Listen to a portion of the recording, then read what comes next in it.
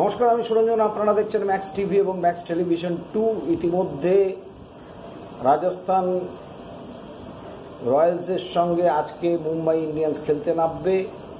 গতকাল দুটো খেলা হয়ে গিয়েছে, গুজরাট টাইটান্সের সঙ্গে এসআরএইচ অর্থাৎ সানরাইজার্স হায়দ্রাবাদ এবং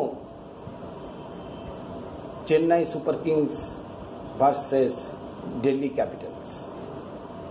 তো প্রথমে এই প্রতিবেদনে আপনারা জানতে পারবেন যে ইতিমধ্যে শর্টসের মাধ্যমে রেজাল্ট জেনে গিয়েছেন, কিন্তু খেলা কীরকম হলো, কে কীরকম খেললো।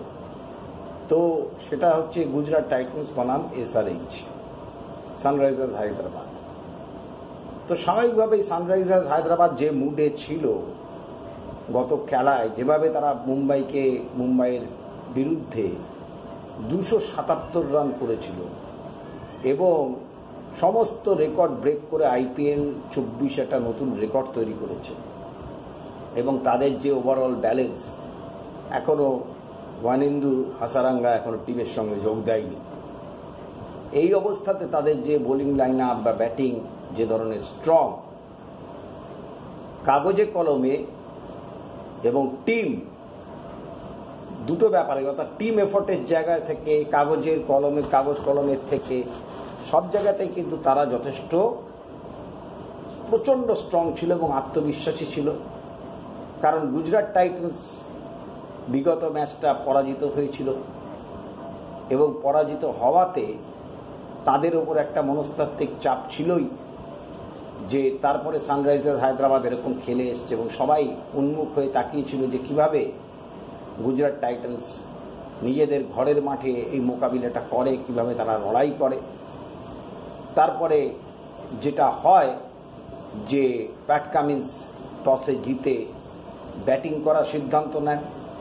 যখন শুভমান গিলকে জিজ্ঞাসা করা হয় তখন শুভমান গিল বলেন যে আমি টসে জিতলে ফিল্ডিংই করতাম। তো শুভমান গিলের অত্যন্ত পয়মন্ত মাঠ আহমেদাবাদ নরেন্দ্র মোদী স্টেডিয়াম, যেটা এখনকার বর্তমান নাম মোটেরা স্টেডিয়াম। তো সেখানে শুভমান গিলের একটা বিশাল ব্যাপার ছিলই। তারপরে তারা ব্যাট করতে নামে যথারীতি এবং তাদের যে ব্যাটিং লাইন আপ এতটাই স্ট্রং, শক্তিশালী ব্যাটিং লাইন আপ, সেই দিকেই সবার নজর ছিল যে শুরুতে তারা কীরকম খেলে এবং শুরুতে কত রান তারা করতে পারে এবং কতটা চাপে গুজরাট টাইটান্সকে ফেলতে পারে। কিন্তু মানতেই হবে যে শুভমান গিল গতকাল কিন্তু খুব ভালো অধিনায়কত্ব করেছেন, সুন্দরভাবে বোলিং পরিবর্তন করেছেন এবং সুন্দরভাবে ফিল্ড সেট করেছেন।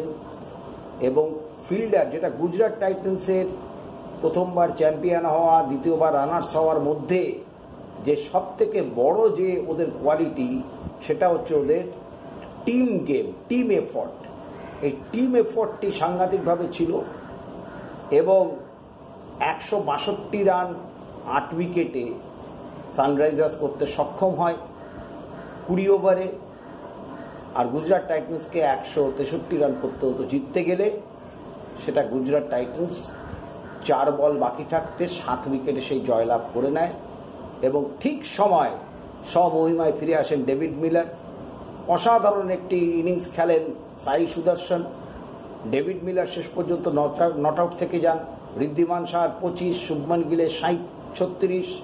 তো সব মিলিয়ে যেটা দাঁড়ায় সেটা হচ্ছে সানরাইজার্স হায়দ্রাবাদ কিন্তু গতকাল হারাতে পারেনি।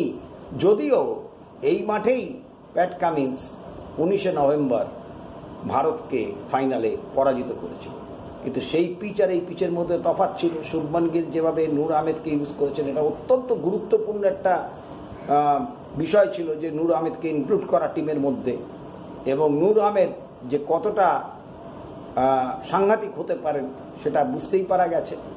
এবং রশিদ খান তো ছিলেনই, তো সব থেকে যাকে নিয়ে ভয় ছিল হেনরিক ক্লাসেন। গতকালও তিনি একদম ছন্দে ব্যাট করছিলেন, কিন্তু তারপরেই ছন্দ পতন ঘটে।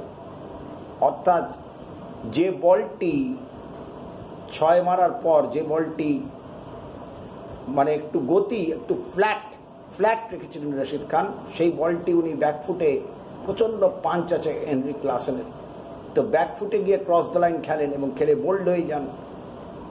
তারপরে গুজরাট খুব ভালো শুরু করে, কিন্তু তারপরেই তারা উইকেট হারিয়েছিল।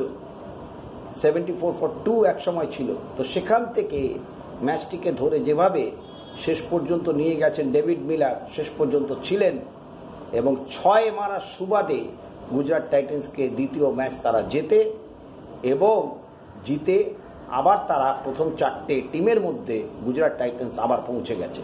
সুতরাং এটা শুভমান গিলের জন্যে, গুজরাট টাইটান্সের জন্যে, সবার জন্যে, গুজরাটের ফ্যানেদের জন্যে, গুজরাট টাইটান্সের যারা ফ্যান তাদের জন্য অত্যন্ত একটি গুরুত্বপূর্ণ ম্যাচ ছিল, ঘুরে দাঁড়ানোর ম্যাচ ছিল।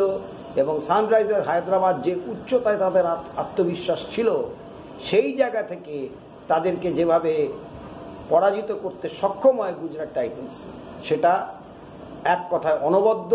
এবং শুভমান গিল যত দিন যাবে তত ভালো কিন্তু অধিনায়ক হবেন, এবং পরবর্তী সময় যথেষ্ট যে ভালো অধিনায়কত্ব করবেন সে ব্যাপারে কোনো সন্দেহ নেই। সুতরাং গুজরাট টাইটান্স এখন 4র্থ স্থানে রয়েছে টেবিলে রান রেটের বিচারে, কিন্তু অত্যন্ত গুরুত্বপূর্ণ ম্যাচ তারা গতকাল জয়লাভ করেছে।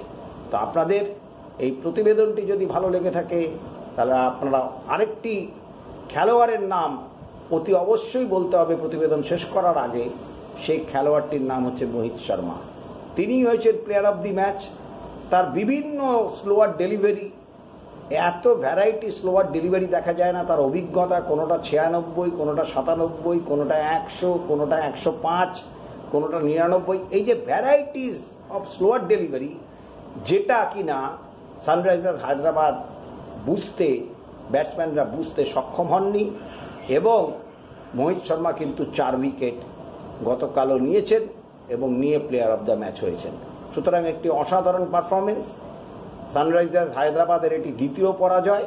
তারা ঘরের মাঠে মুম্বাই ইন্ডিয়ান্সকে পর্যুদস্ত করে হারিয়েছিল, কিন্তু গতকাল তারা হেরেছে। সুতরাং এই অবস্থায় দাঁড়িয়ে আছে।